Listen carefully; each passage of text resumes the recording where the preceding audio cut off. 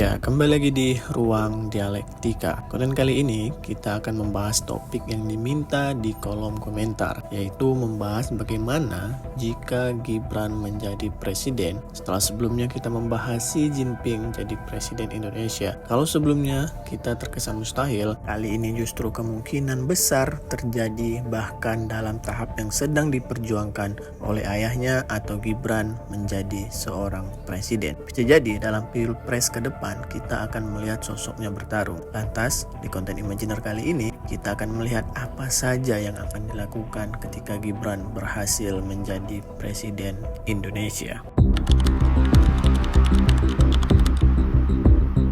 Langkah pertama yang bisa dipastikan ketika Gibran menjadi presiden adalah melanjutkan pembangunan ibu kota Nusantara. Bagi Gibran, IKN bukan sekedar proyek negara.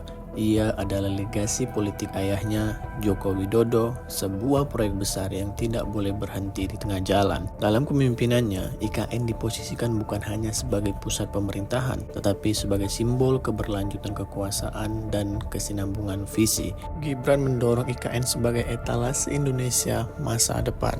Kota berbasis teknologi, ramah lingkungan, dan terintegrasi digital sebagaimana dicita-citakan Jokowi. Namun, di balik itu ada pesan politik yang lebih mendalam. Menjaga IKN berarti menjaga legitimasi sejarah pemerintahan sebelumnya dan sekaligus menegaskan bahwa dirinya bukan sekedar bayang-bayang, melainkan penerus yang sah. Pasca Prabowo memimpin, kita melihat IKN tidak dipandang sebagai prioritas. Prabowo dengan BGN dan koperasinya menyingkirkan IKN dari prioritas pemerintahan sebelumnya. Bahkan beberapa minggu lalu, Gibran sendiri yang berupaya menampilkan keberlanjutan IKN dengan mengajak masyarakat atau mahasiswa ke sana. Bahkan dirinya juga direncanakan akan berkantor di IKN. Dalam skenario ini, Gibran sadar betul jika IKN gagal, maka yang dipertanyakan bukan hanya kebijakan, tetapi juga garis politik yang membawanya ke kursi presiden.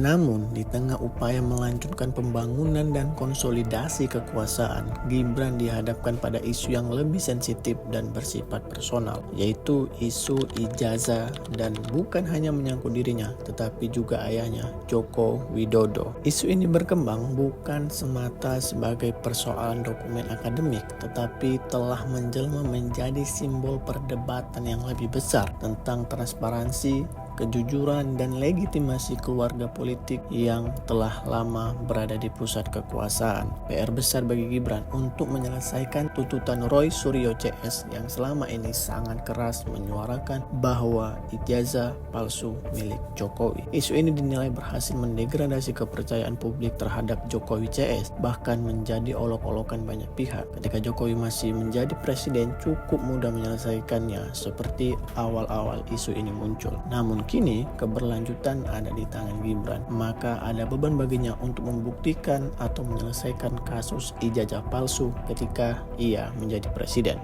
Gimana menurutmu? Kalau kita lihat apa yang selama ini dibicarakan dilakukannya, rasa-rasanya mudah untuk menebak apa yang akan dilakukannya setelah mengamankan fondasi politik dan legitimasinya. Jika Gibran menjadi presiden, ia akan mengarahkan fokus ke agenda yang menjadi titik temu antara warisan lama dan ambisi baru, yaitu hilirisasi dan percepatan melalui digitalisasi dan AI. Selama ini kita melihat bagaimana Gibran menjawab berbagai masalah dengan selalu melibatkan yang namanya hilirisasi, mulai dari upaya menciptakan lapangan kerja, meningkatkan APBN, maupun menjadikan Indonesia sebagai negara maju. Hal ini wajar mengingat hilirisasi merupakan bagian dari prioritas pemerintahan Jokowi tentang bagaimana hilirisasi diyakini sebagai kunci mengelola sumber daya untuk kemajuan negara. Di sisi lain, tak lupa juga bagaimana kerap Gibran mengkampanyekan hal yang berbau digitalisasi ataupun AI. Kemungkinan besar sektor ini dinilai akan merepresentasikan sebagai anak muda yang akrab dengan teknologi. Maka sangat mudah ditebak ketika ia menjadi presiden, bisa jadi program kerjanya nggak jauh dari hal yang berbau peningkatan digitalisasi dan AI di masyarakat.